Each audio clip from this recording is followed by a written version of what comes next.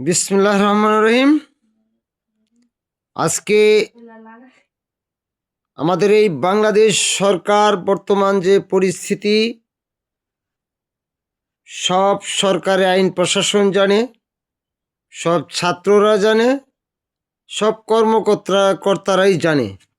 সেই জন্য আর দেরি না করে এই দেশের জন্য কি করতে হবে, ইমার্জেন্সি কাজ করতে হবে। বিভিন্ন পাহাড় ডিগর কেটে সমান করে গরিব বাঁচাতে হলে সব ডিগর পাহাড় কেটে সমান করে সেখানে ফসল উৎপন্ন করতে হবে। সেখানে লক্ষ লক্ষ টন ধান, গম, সরিষা, ভুট্টা, শাকসবজি, লাউ, মিষ্টি কুমড়া সব জিনিস আবাদ করা সম্ভব হবে। সেই জন্য আর দেরি না করে সরকারের যত টাকা লাগবে তত টাকা দিতে হবে। যেমন ওভারব্রিজ, মেট্রো রেল, বিভিন্ন প্রজেক্ট, বিভিন্ন গাড়ি, বিভিন্ন কিছু তৈরি করার জন্য যে হাজার হাজার কোটি টাকা ব্যয় করা হয়, সেই জন্য সরকারের কাছে বিনীতভাবে অনুরোধ জানাচ্ছি যে এইভাবে আর এই দেশ চালানো যাবে না। সেই জন্য যেখানে যা পাহাড় ডিগর যা আছে সব কিছু কেটে একদম সমান করে এই দেশ বাঁচাতে হবে। আমাদের রসুলপুর লক্ষিন্দর ইউনিয়ন, এখানে হাজার হাজার একর জমি রয়েছে।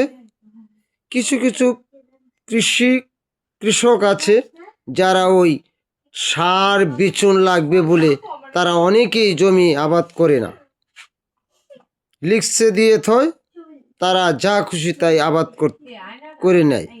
সেই জন্য গরিব যখন কাজ পায় ততদিন কাজ করতে পারে, তারপরে আর কোনো কাজ পায় না, তখন গরিব অসহায় হয়ে যায়, কিস্তি টানতে অসুবিধা হয়। সেই জন্য গরিবকে ভালোবাসলে গরিবের জন্য কিছু করতে হবে।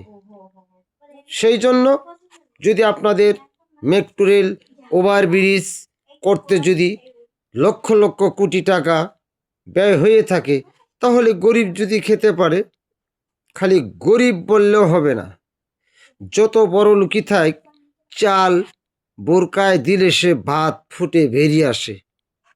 সেই জন্য খালি গরিব দুঃখী না, সবার জন্যই খোরাক তৈরি করতে হবে। এই দেশে লক্ষ লক্ষ টন ধান, ভুট্টা, আলু, পেঁয়াজ, রসুন, শাকসবজি সহ লক্ষ লক্ষ টন তৈরি করা যাবে। সেই জন্য সরকারকে উল্লেখ করে বলছি, সেই দিকে দৃষ্টি রেখে এই দেশ বাঁচাতে হবে। সেই জন্য আমি উদ্যোগ নিয়েছি যে যেখানে যা পাহাড় ডিগর আছে সব মেশিন দেওয়া কেটে সমান করে আমরা শস্য আবাদ করব। সেই জন্য সরকারের দৃষ্টি রাখতে হবে যাতে এই দেশ বাঁচে। যত টাকা হতদরিদ্র তহবিলে যত টাকা আছে সব এখানেই ব্যয় করলেই এই বাংলাদেশ বাঁচবে। সেই জন্য সরকারকে এই বলে বিদায় নিচ্ছি। আমি শফিকুল ইসলাম, পিতা জেলতিগা নির্বাচিত চেয়ারম্যান, বিশিষ্ট বীর মুক্তিযোদ্ধা, ৩ নং ওয়ার্ড, খাজনগরা, পুষ্পেছাড়া থানা, উপজেলা ঘাটাল, জেলা টাঙ্গাইল। আল্লাহ হাফেজ।